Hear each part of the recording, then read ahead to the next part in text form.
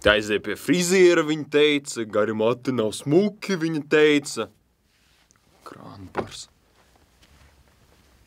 Ok, es jums došu mirkli.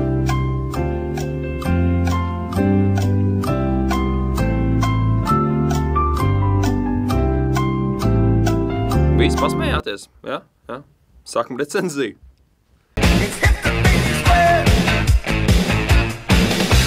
Tātad šīs dienas filma ir Irvina Velša romāna Mēsls ekranizējums Zaņķis. Iepazīstieties ar Brūsu Robertsonu, narkomānu, alkoholici, nihilistu un policistu. Pagājās vēlreiz. Does that make me then? You're a policeman.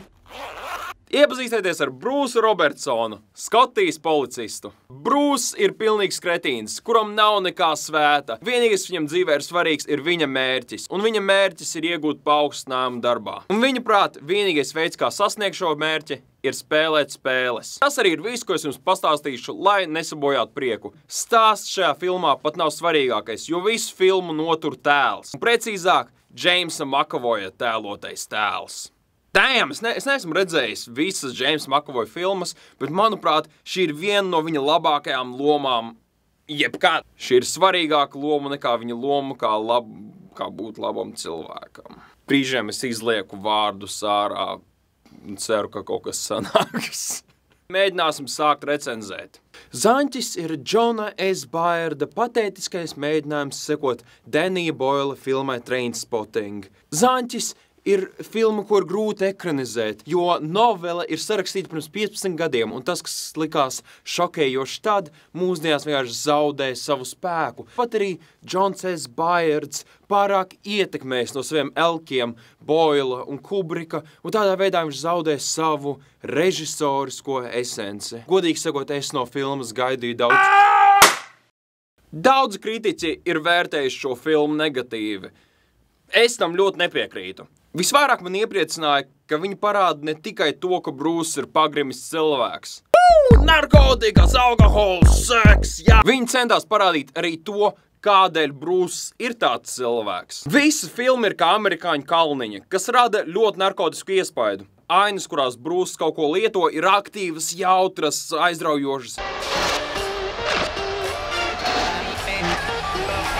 Bet tad vienmēr seko nākamā rīta ainas, kur Brūss ir skaidrā, un tad vienkārši redzi, cik salauzts cilvēks viņš ir.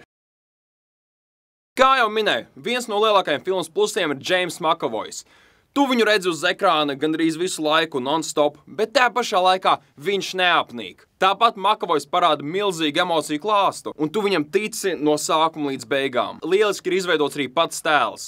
Šis ir viens no tiem tēliem, kuru tu ienīsti, bet jūti viņam līdzi. Tev viņš ir iebies, bet tu viņu mīli. Trešais lielais pluss ir tas, ka šī filma ir negaidīta. Noskatoties traileri, man likās, es zinu, kas tā ir par filmu, bet aizjot uz kinoteātri, es saņēmu tik daudz vairāk. Tas ir kā aiziet uz maķīti, paņemt komplektu un nezinot par akciju, saņemt krūzi par brīvu. Ko? Es nezināju, ka būs krūze. Tas bija awkward. Es negribu būt subjektīvs, bet es būšu fucking subjektīvs. Es šai filmai īsti neatradu nekādus izteiktus mīnusus. Varbūt ir noteiktas lietas, kas dažiem var likties negatīvi. Iespējams, dažiem skatītājiem var traucēt tas, ka filma kļūst tumšāka un tumšāka un tumšāka un tumšāka un tumšāka un tumšāka un tumšāka. Tā ir iespējams viena no melnākajām filmām, ko esmu redzējis. Uzreiz pēc Friday. Manā izpratnē tas nav mīnus, bet daudziem var traucēt tas cinisms un riebums, kādā filma iebrauc. Ejot uz šo filmu, ir jāapzinās, ka tā nav laba filma, tā nav priecīga filma. Jūs redzējāt traileri, tas ir narkomāns izvirtulis un zērājs.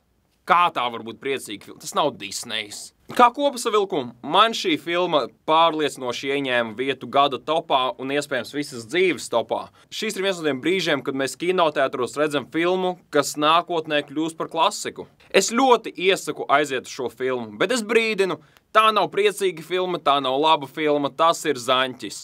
Un ja kādreiz der reitings plus 18, šis ir tas brīdis, kad izmantot reitingu plus 18. Brīdis izmantot komentāru sadaļu. Kāda ir tava tumšākā filma? Kā tev patika Zaņķis? Kas tev ir mugurā?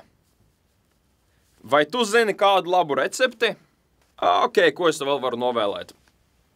abonē kanālu, apskaties kādu citu recenziju, iesaki draugiem vai ienaidniekiem. Hmm.